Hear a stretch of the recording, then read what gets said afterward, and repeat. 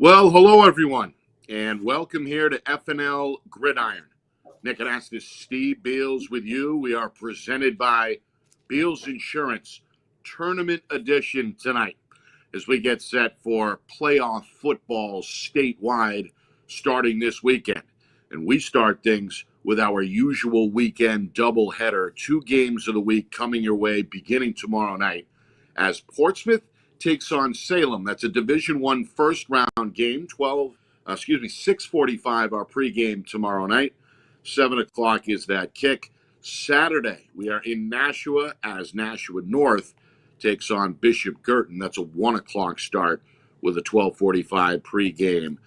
A jam-packed show tonight to help us get ready as Joe Marsh makes his long-awaited return to the program. Joe, of course, the founder of New Hampshire HighSchoolSports.com, NHHighSchoolSports.com. Joe Marshalena in just a few minutes here on the show.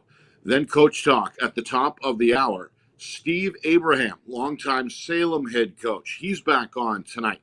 And his team is red hot at the right time. Winners of 4 straight. They are the 7th seed. And again, we'll host Portsmouth tomorrow night.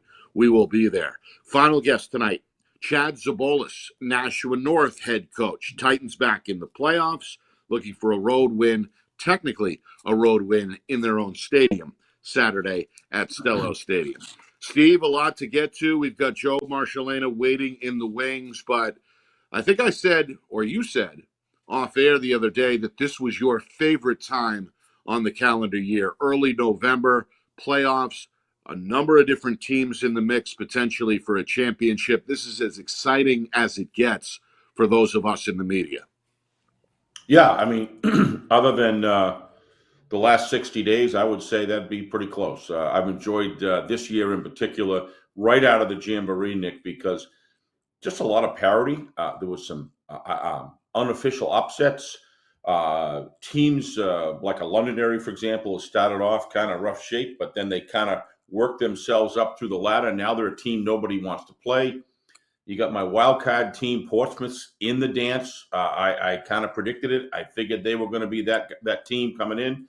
Salem's got to be ready. Probably the favorite, but they got to be ready for Portsmouth. The 3 byes probably expected the defending champs, and I think Bedford with Brody Helton and Bennett Matthews coming back and the whole crew. People thought they were going to be up in the upper tier. They are. But how about Manchester Memorial coming up to where they are arguably right up there even with those other 2 teams? Those are the 3 byes. And we got ourselves 5 very interesting games real quick. Nashua North, to your point, at Bishop Girton. We have Concord at Wyndham, kind of like round 2 here with them. We just saw them a couple weeks ago. And then we have Exeter, or was it Winnicott at Exeter? Actually, Exeter all at the way Winnicott. around. Yeah, Exeter at Winnicott. Neat, don't have to talk about anything in that game. 90-some-odd year rivalry. Here we go again in the playoffs. That's going to be a fierce one. We talked about Portsmouth Oyster River at Salem. And then we have Londonderry at Nashua South. A jam-packed package this weekend. And, we can go over Division II later. But, yes, this is my favorite time of year.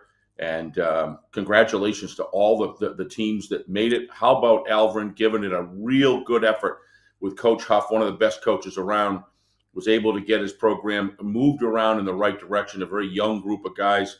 Get ready for next year. But congratulations to them. Kip Jackson as well put together a string of wins. Didn't work out for them in the last game there. But congratulations to them. And the other teams that didn't make it this year, there's something to look forward to next year. But these are the contenders, so to speak. And it's going to be an interesting week. So I look forward very much, Nick, to hear Joe's analysis. We wanted him on the show a couple weeks ago there, and we got him tonight. And I'd be very interested to see what his thoughts are. Yeah, let's bring him in here momentarily. Steve, one note before we welcome Joe.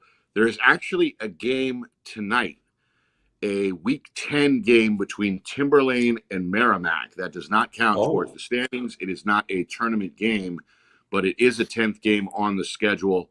Technically a 9th game in Merrimack's case. They took a bye week this year and did not schedule an opponent. So Week 10 action tonight between Timberlane and Merrimack, and Joe Marshalena is at the game. So let's bring him in right now before that one kicks off at 6 o'clock. Joe, you are I perhaps will the be. biggest.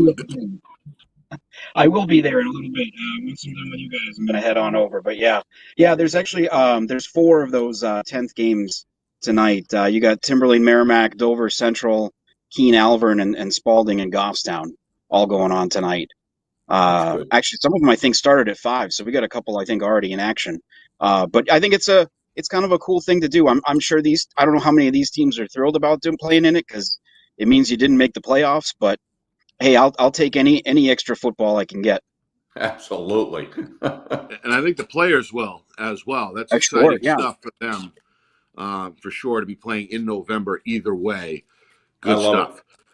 All right, Joe, let's look at the big picture here in Division One. We have the tournament field now laid out in front of us.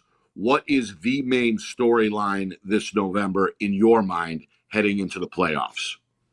I got to think that it's something. I feel like something is going to happen that we don't expect this year. I don't know if that's necessarily how much of a storyline that is, but it feels like to me. You heard you guys talking about just some upsets during the regular season. I feel like this is going to be one of those years. I'm not saying a 10 seed is going to go on a run to the championship, but I wouldn't be surprised if someone pulls off an upset Friday or Saturday. If a team that didn't get a bye is in the semifinals in 2 weeks. I feel like that there's going to be something that happens this year that we don't see coming. And I mean, I'm sure you guys feel the same way, but I'm excited when there's the potential for that. If you think back to the first year, 4 years ago, when we started this format, I mean, you had two of the three teams that got a bye lost in that quarterfinal. After having the bye. I don't know if that's necessarily going to happen this year, but maybe maybe those games are a little bit closer than they have been the last couple of years. I look at some of the matchups, and the matchups are incredible too. I mean, 4 out of the 5 we had during the regular season. Most of them were, or excuse me, I think 3 out of the 5. I take that back. The 3 games, I think 2 of them were down to the wire. And then you look at Nashua South being the 4 seed. I think maybe one of the worst things that could have happened to them was drawing Londonderry in the first round. Hard to say about a 13 seed, but we're talking about a 13 seed that's played in the championship game in each of the last 4 years. A lot of different kids this year, but they still have that pedigree. I'm really excited to see what happens this weekend. Yeah, I think there's a lot of us in the media that share that sentiment for sure. It's been kind of a week to week league this year in a lot of regards. Only one undefeated team, as we know, in Bedford. Speaking of the Bulldogs, they have the week off as the top overall seed. But, Joe, it seems like based on the gauges that we have, the power polls, etc., that this may be Bedford's tournament to lose, so to speak. Are they the clear favorite in your mind, I guess, heading into this weekend? I mean, I would say that they have to be because they're undefeated. No one's beaten them. They've only had I think 2 games where they've trailed at halftime this year. One of those was, against an out-of-state opponent in Thornton Academy. They have faced a little bit more adversity, I think, this year than in years past. With that game and their close game against Bishop Girton, they were in a battle earlier the year with Nashua South. But yeah, I mean, just based off what they've done in the regular season, and what other teams, have done. A couple of weeks ago, I would have said it was, them and Pinkerton were maybe co-favorites, but obviously the Astros lost a couple games down the stretch. So yeah, I think that puts Bedford, in the driver's seat for this playoff. Yeah.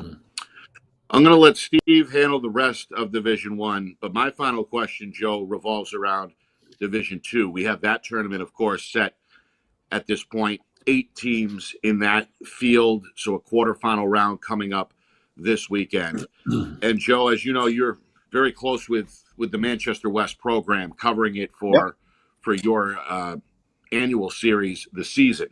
So you've got that inside look with Blue Knight football. 7-2. They're on the road at Pelham this weekend in round number 1. Give me what you can, Joe, on Division 2. Sauhegan, the top seed, the only undefeated team in that field as well. Are they the favorite? And then touching on my Blue Knights, how big of a chance do they have against Pelham on the road, trying to win their first playoff football game in program history this weekend? I'll start with the team you said's the number 1 seed, Sauhegan. I think it's similar to what you see a little bit in Division 1, where they're the number 1 seed and they've earned it, and they're the favorite going in, but the gap I don't think is as wide as maybe it has been in years past. They've been banged up at times. They might. They got a pretty good game against Plymouth a couple of weeks ago. Of course, that was on the road. If they met again, they'd be, in a neutral site. So I think, they're the favorite, but maybe the other teams are a little bit closer too. As for West, I think this is going to be the game of the weekend in Division 2, that West Pelham game. You look at the score in the regular season, Pelham won, I believe it was 34, 35, nothing. As much as you can say a game with that score is a little deceiving, it's a little deceiving. It was a scoreless game going into the second quarter. West kind of had a number of turnovers in that second quarter that led to 21 points for Pelham. And then they tacked on a couple of touchdowns late. But for about a quarter and a half, this game was a pretty competitive one. And that's kind of what I expect to see again on Saturday over in Pelham. Yeah. Steve? Joe, thanks again, as always, for coming on. I've been looking forward to talk to you about some of these Division 1 matchups here. Let's take Pinkerton. Let's take Pinkerton, Bedford, and Memorial out of the equation for a second and talk about the rest of these 10 teams that are going to play 5 different games. Winnicott dropped a few games towards the end of the season. Exeter was as well. Dropped to Portland and Manchester Memorial. 2 losses coming in. Where do you see these 2 teams culturally? I don't know how much you follow them, but after coming off 2 losses, even though they were against tough teams, Salem, Bishop Girton on the Winnicott side, where do you see this game going, and where are they in the overall mix of the 10 remaining teams after the 3 bye teams? I would look first. I mean, the game they played in the regular season, I think you guys were there too. That was a game that came down to the wire. I know Exeter was banged up a little bit when they played. I think some of those guys might be back at this point. But I mean, everybody's got something at this time of year. I would think it's going to be another close game, maybe 1 or 2 scores. Someone, whoever has the lead scores again late in the game. And I would give either one, a good chance going into Bedford the following week. I know Exeter played at Bedford earlier in the season and lost pretty big, but I mean it's the playoffs.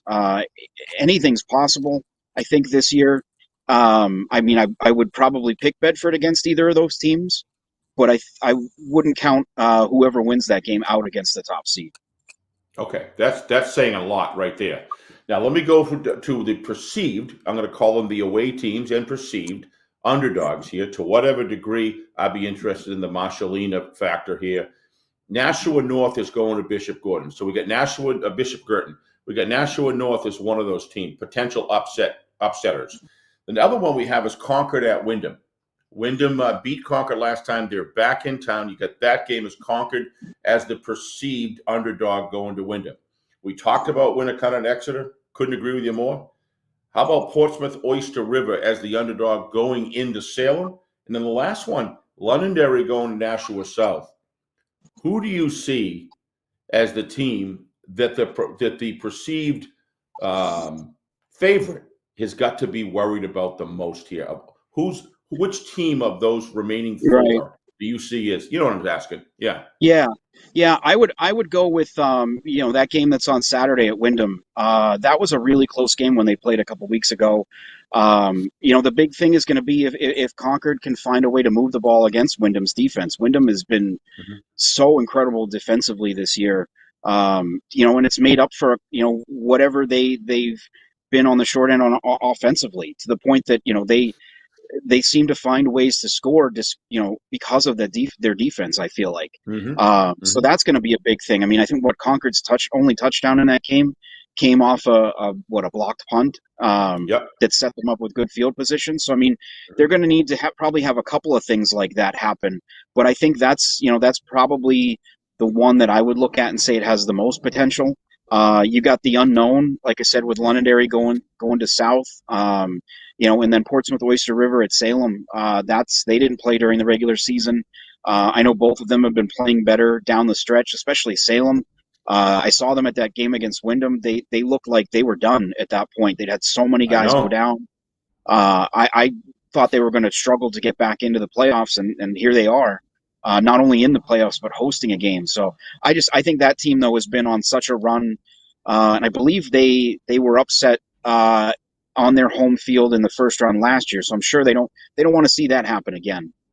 Yeah, you're talking about Salem, right? They're coming off Salem, four wins. Yeah, they're coming off 4 wins against Cumberland, Rhode Island, at Londonderry, Winnicott at home, and then Manchester Central. That's a pretty good string of wins there. Yeah. But you did kind of walk in just the way I wanted you to go there, because when you were talking about Concord, you kind of stole a little of my segue, but then you got off it. So I'm going to go with it here, Joe. Londonderry beats Wyndham last week. You're talking about Concord being a potential upset victory given the terms of their previous game. But Londonderry goes in and beats Wyndham at Wyndham. Do they have any chance against Nashua South this week, given the role that they're on? Yeah, I think absolutely. I think they absolutely have a chance. But I mean, it's probably gonna take a perfect game. They're gonna have to go out and execute. They're going to have to find ways to. I mean, South is loaded with playmakers on offense.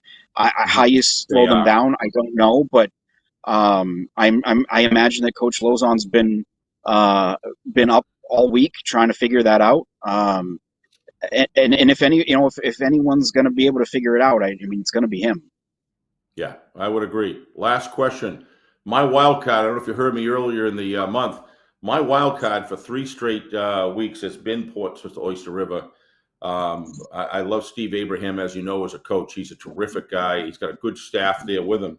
But there's something about this team that to me, this game, Salem's got to be at full Salem tilt to me in that Oyster River game. Do you feel the same about that? Yeah, they're certainly going to have to come out and play their best. I don't know if you guys have seen them recently. I haven't. I don't know how close to 100% they are. But at 100%, they still were having to rely on that run game a lot, I believe. I imagine that's going to have to be the case, and they're going to have to be sound defensively, because Portsmouth. Yeah. I haven't seen them really a ton at all this year, other than catching up on articles here and there. But I know they have some playmakers, some guys that can do some things, make explosive plays for them. So they're going to have to be ready to go. Last question, real quick, I promise. Let's talk about Pinkerton Academy. Yes, they've gone through a few rough situations. They've also won some games. If you look at their schedule, over the last month, they've been missing key players, and oftentimes multiple key. Spellman was out. Jordan Ball's been out for a while. You've got others that have been dinged up. I've been hearing all over the chatter about how they were kind of banged up after the Andover game. Really physical game, and they fared well against a powerhouse Andover team. Do you think this bye? I really have felt all along that Pinkerton, if they get 2 weeks to rest and heal, that Pinkerton's got some real potential. So I throw that out there. What are your thoughts on Pinkerton? If in fact Ball, Rayau, Spellman, and that whole offense and defensive line, who am I missing, Nick? Obviously Aiden McDonald rested, got all of his guys back. Exactly. What do you feel about Pinkerton if they come back now, rested and healthy?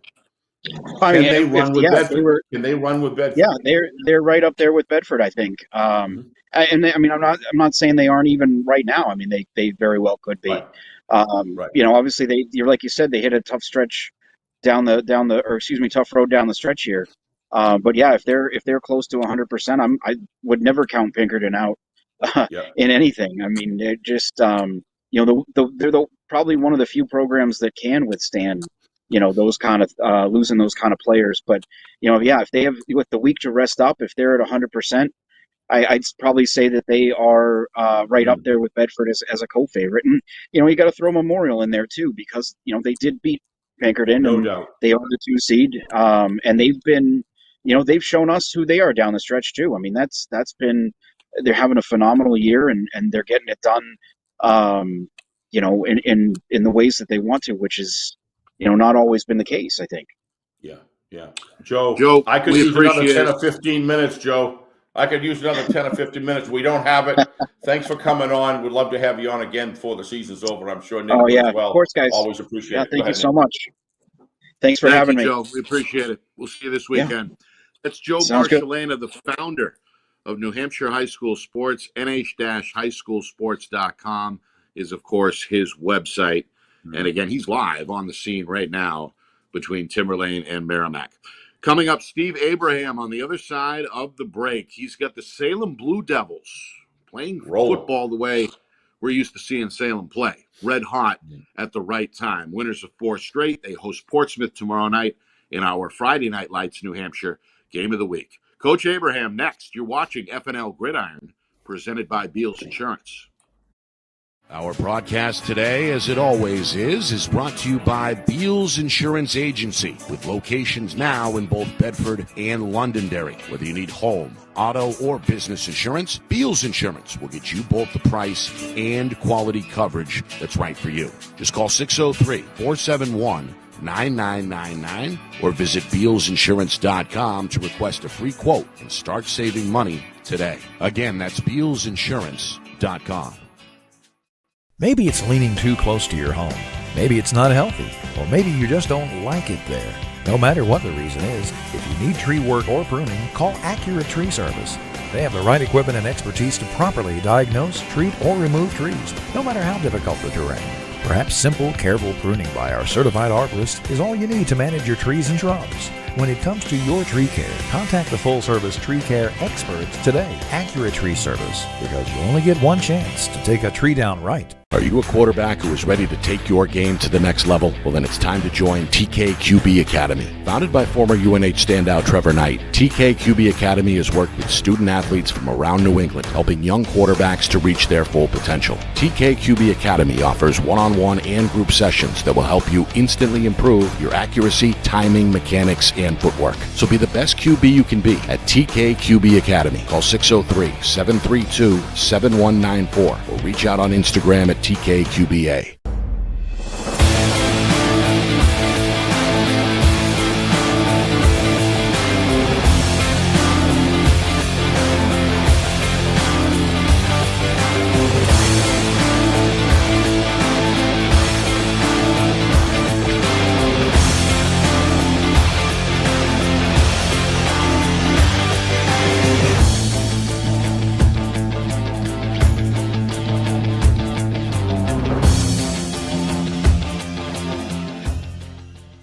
How can you reach your team's fundraising goals at no risk and no cost? MG Sports offers a variety of products to make your team's fundraiser a success. Their products include discount tickets, cards, and calendar raffles to hundreds of local merchants throughout the New England area. Don't waste another season. Raise more funds than ever before and become another football program in New Hampshire that sets fundraising records every season. MG Sports, fundraising made easy. Visit mgsportsfundraising.com to start raising money for your team today. Back here on FNL Gridiron, we're presented by Beals Insurance. We're live every Thursday at 5:30 for throughout the rest of the football season. Tournament action begins this weekend statewide. We are in Salem tomorrow night as Portsmouth and Salem collide in first round action. That Division I matchup comes your way at 6:45 tomorrow night ahead of the 7 o'clock kick. Saturday, we're back on the road in Nashua as two crosstown rivals get together with everything on the line. Nashua North and Bishop Girton kick off at 1 o'clock. Our coverage begins at 12:45. We will speak with Nashua head coach Chad Zabolas coming up in about 10 minutes or so. Let's bring in Steve Abraham without any further ado, returning to the program live from Blue Devil headquarters in Salem on the eve of the big battle. Coach Abraham, how are you? I'm awesome. How are you?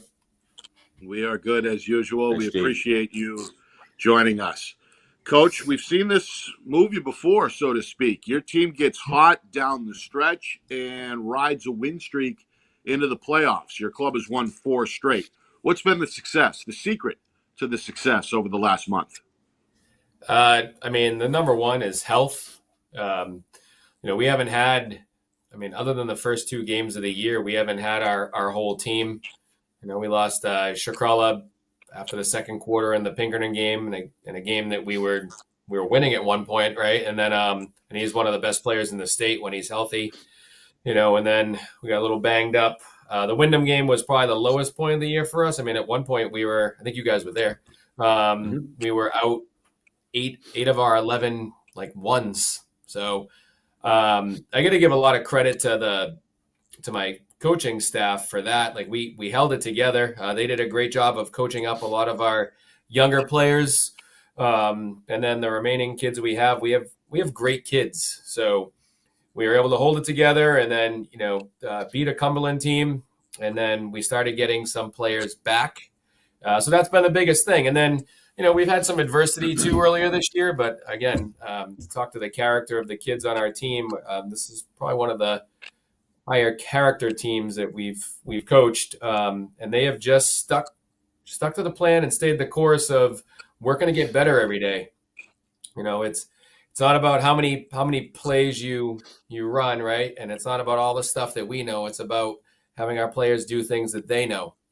And that's kind of our motto and what we've stuck to. So, and they haven't stopped wanting to get better every day. So that's been the big difference. Yeah. Coach, is anything going to be different than what we're accustomed to seeing tomorrow night? Have you thrown in any wrinkles to the game plan? Or, of course, you can't tell us all the top secret I love it, tonight, Nick. but is it business as usual, as you alluded to, in terms of the game plan, or is there a new dynamic to watch for tomorrow? Do you think we're going to come out in 5 wide tomorrow, throwing the ball all over the place? Nick, you are talking to Coach Abraham. Just remember that. He gives nothing. Listen, I use Billy Ball and Brian O'Reilly as, the guys, right? They do what they're good at, right? So, here's what we're going to do. We're going to come out and we're going to try to block and tackle better than Portsmouth tomorrow, because I don't care what you run for a system. The team that blocks better and tackles better wins 99% of the time as long as you protect the ball. So nothing exciting there, but that's what we preach, right? Just get better at basic football. But we scrimmage Portsmouth every year. So Coach Pafford does a great job over there. We played them to start our season back in August. They're a pretty explosive athletic team. So we just have to play good fundamental football. Yeah. All right, I'll turn it over to Steve. Hopefully he's got some better questions than I do. Oh, come on, Nick. Come on, Nick. I was having fun with you, my brother. Come on. It's just like, if you're talking to maybe 5 or 6 other coaches, you might get a little bit. You're getting nothing from this guy. I can promise you right now. You know that. You know that better than I do. Anyway, I didn't mean anything negative by it at all, Nick. No, I know. So, Steve, these 4 wins are Cumberland, then Londonderry. At Londonderry, I don't care what happens each week. You beat Londonderry at Londonderry. That's saying something. That's a strong win. And then you've got Winnicott in a battle, 37-35. You come out with a win on that one. And that was at home. Must have been a big night. Wish we were there. Must have been a big night for you guys, and you're faithful there. And then you wind up Manchester Central, which anybody knows they can get explosive for 2 quarters, 3 quarters. And they've lost some games there that if a couple other things went the other way, their record might be different, and they very well could be in the dance too. Yep. So coming off of that, this young quarterback that you have was expected, to my understanding, to be fighting for the job, so to speak. And this kid comes in, and Nick and I have seen him twice. And I got to tell you, for a sophomore, you seem to have a really good relationship with this guy. Can you give us a quick profile of this young man and how he's developed throughout the season? He's extremely coachable. He's a smart football player. He pays attention to the little things. They're important.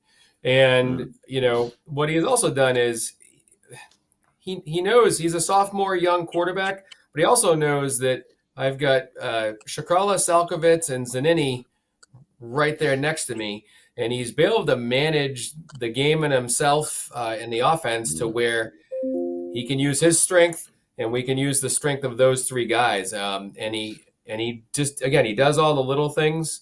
But that's part of it. And he really isn't making mistakes, right? Because if you look at it as a picture, I mean, here's what I think about our team. And, when you asked me earlier is what are we gonna do, or what is the difference?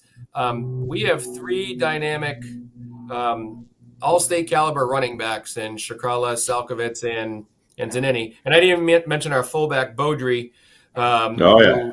He's a good fullback. So what we've been able to do is, and with our quarterback, Mason, what we've been able to do is we've been able to really package things for each one of them and get them in rhythm with each other and then utilize them to their strengths, right? And so our quarterback, I mean, if you're defending us, you're going to worry about those other four guys first, right? I mean, if you're not preparing for Zanini, you're crazy, right? And then again, Salkovitz and the way that those Shkrala runs.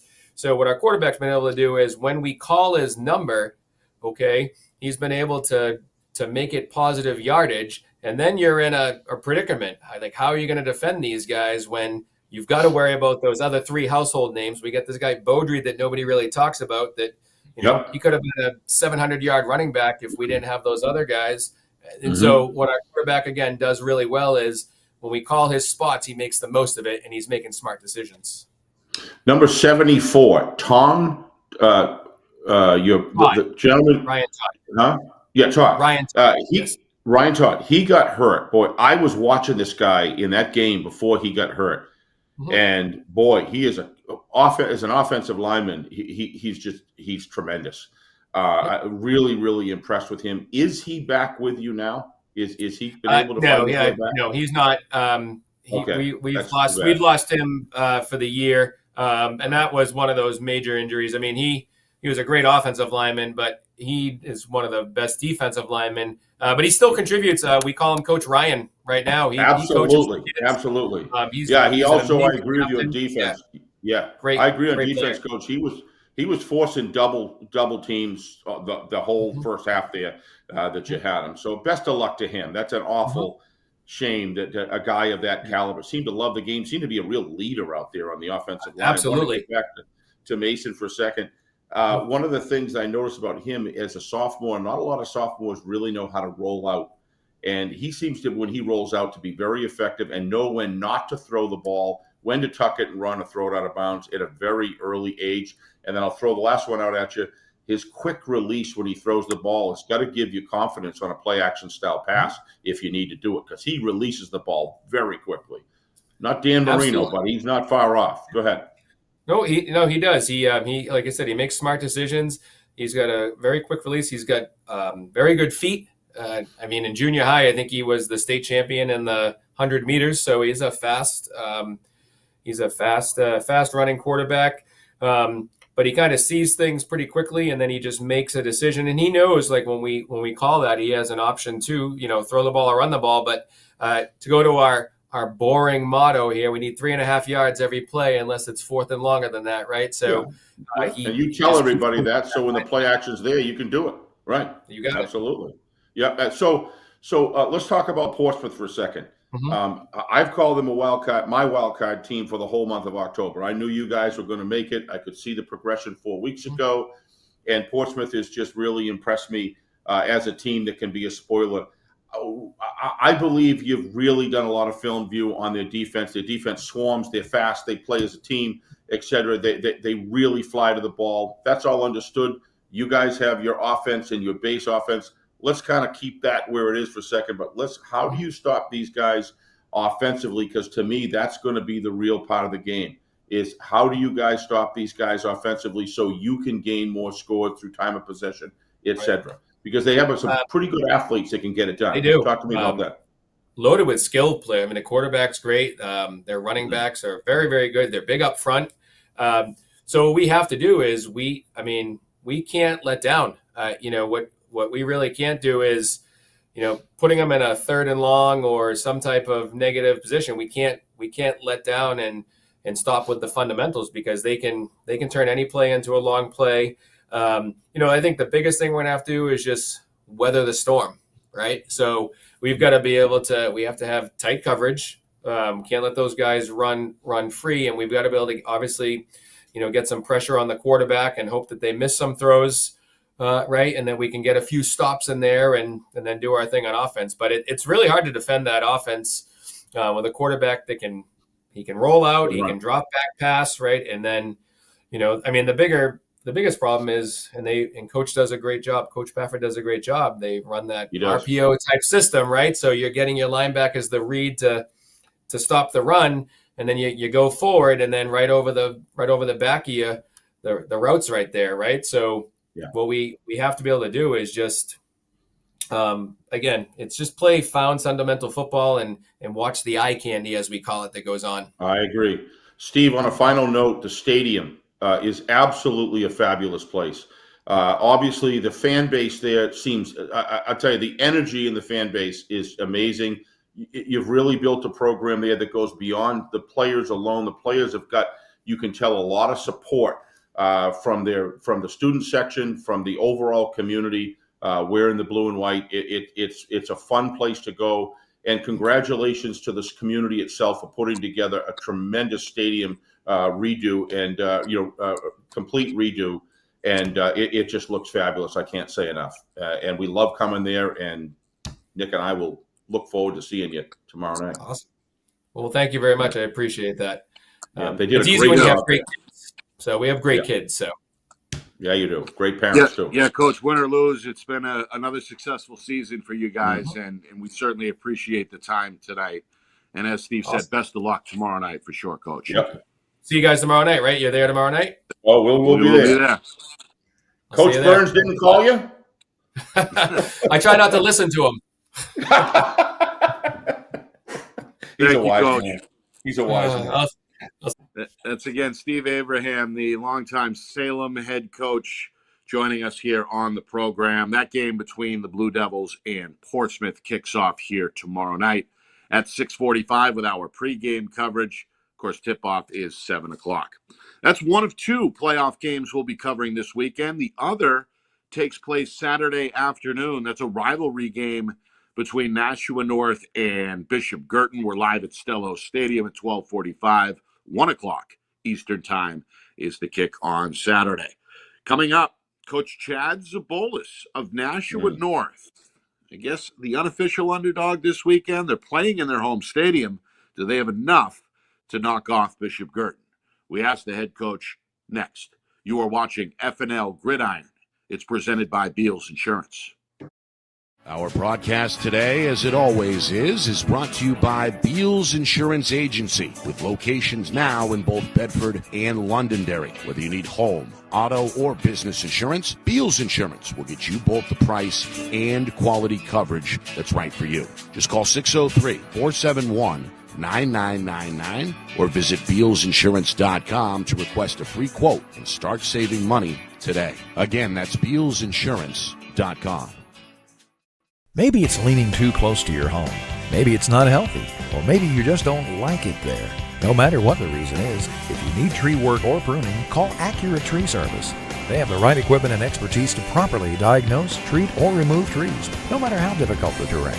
Perhaps simple, careful pruning by our certified arborist is all you need to manage your trees and shrubs. When it comes to your tree care, contact the full-service tree care experts today, Accurate Tree Service, because you only get one chance to take a tree down right. Are you a quarterback who is ready to take your game to the next level? Well, then it's time to join TKQB Academy. Founded by former UNH standout Trevor Knight, TKQB Academy has worked with student athletes from around New England, helping young quarterbacks to reach their full potential. TKQB Academy offers one-on-one and group sessions that will help you instantly improve your accuracy, timing, mechanics, and footwork. So be the best QB you can be at TKQB Academy. Call 603-732-7194 or reach out on Instagram at TKQBA.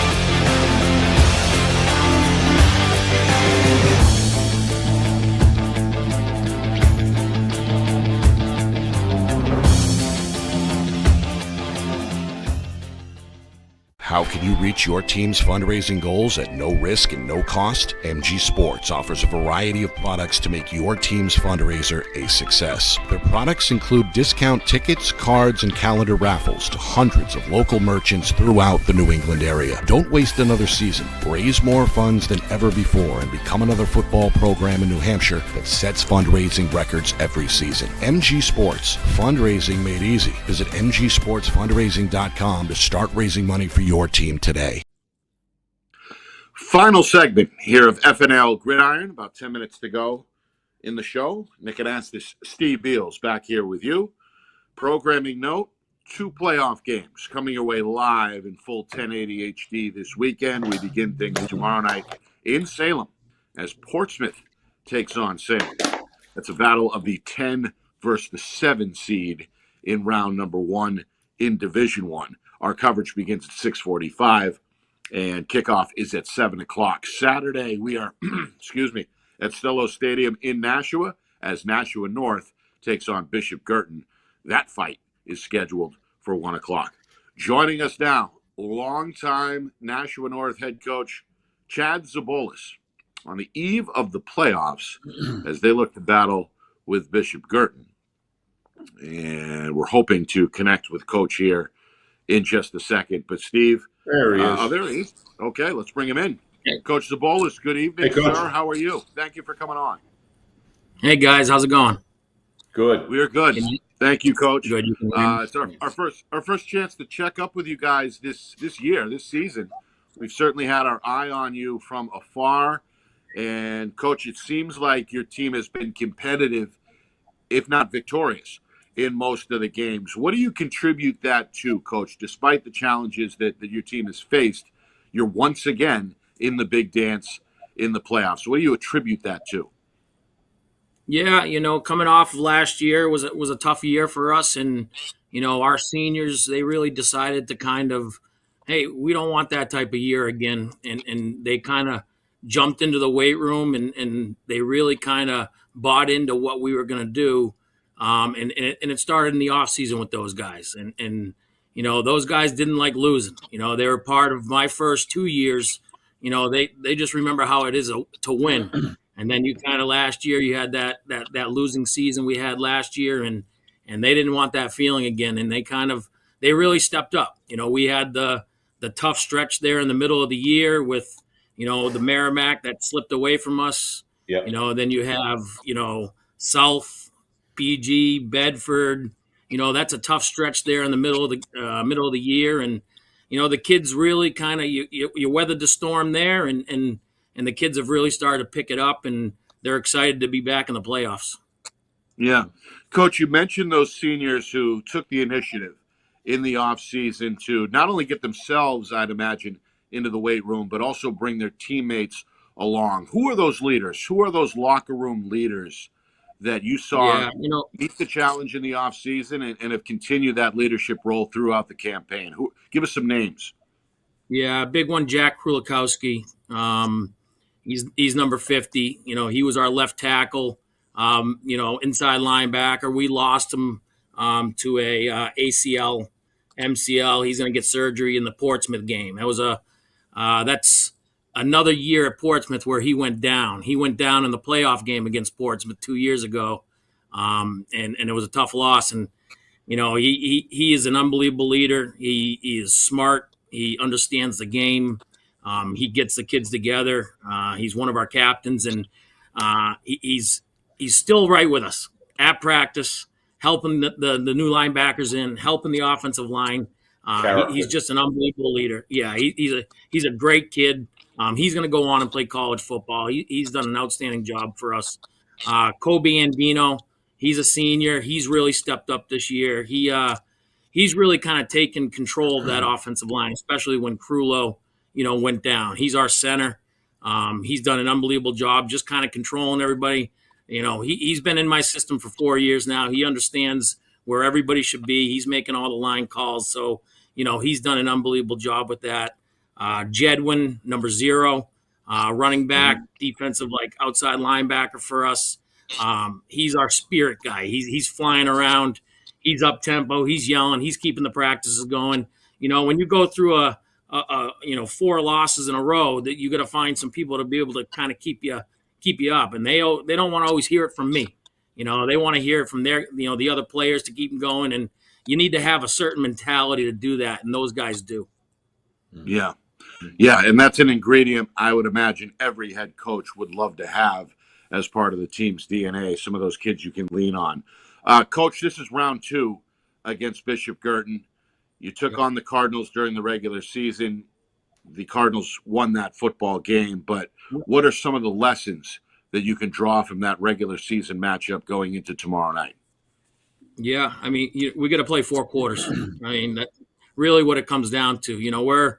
We're tied at halftime with them. We're playing tough, and then we just kind of the wheels came off the bus. We got to be disciplined.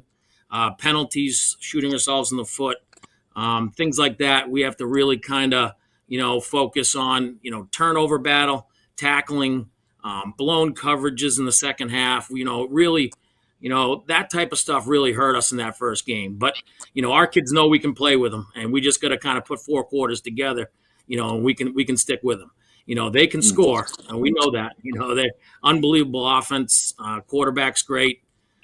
He's just accurate, quick with the ball. They just all around, offensively is just a really, really strong team. Yeah. Steve? Yeah, I was going to just take off where Nick was there. I with the game against Bishop Girton, because we got what was the score? I forgot at halftime of that game. Do you have any recollection of that? Yeah, I thought 14-14. I thought.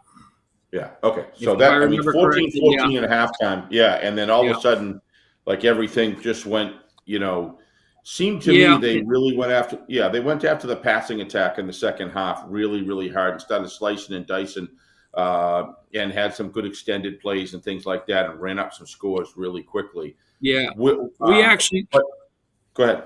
Yeah, we actually did a decent job against their, that wishbone they get into, that foot-to-foot run game, and we did a decent job stopping. Yeah, we did a decent job with that, and they kind of got out of that, and they kind of hurt us when they got out of it, because they started throwing the ball all over the place, and like I said, it was some blown coverages. We got a freshman out there, we got a sophomore out there that, we're trying to make sure that, they're in the right places, and everyone's just got to communicate and make sure everyone knows, they're going to the right places, and, we'll be better off this time. We learned our lesson, and, they're going to be better too. They got a couple players back who were hurt last time we played them. So they're a healthy BG team. It's going to be tough.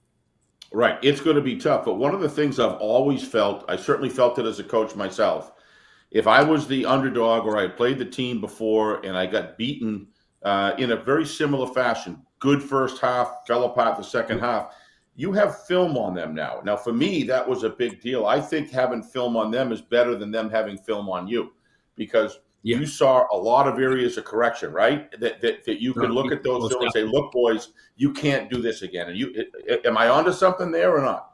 Oh, yeah, you totally are. Like when you play a team and you beat them and you kind of go watch that film and you're looking at it like, oh, well, okay, we did all right. Give me another slice of pizza. Give me another slice of pizza. You kind of keep it the same. Yeah. If it's not broke, don't fix it, right? And you kind of go into that mentality, and, we can watch the film and go, okay, here's the first thing we need to correct is we need to block Bishop. I mean, he destroyed us in our run game. Yeah, he's just a big, nasty, tough kid. And we watched that over and over again, and we're like, okay, well, that's what we got to do first. If we can block him, we're going to be okay. That's our first thing to do, and establish that run game. We're a team that always wants to establish that run game first, and once we establish that run game, then that opens up our pass game a bit. And Brady O'Connor's been doing an unbelievable job with that.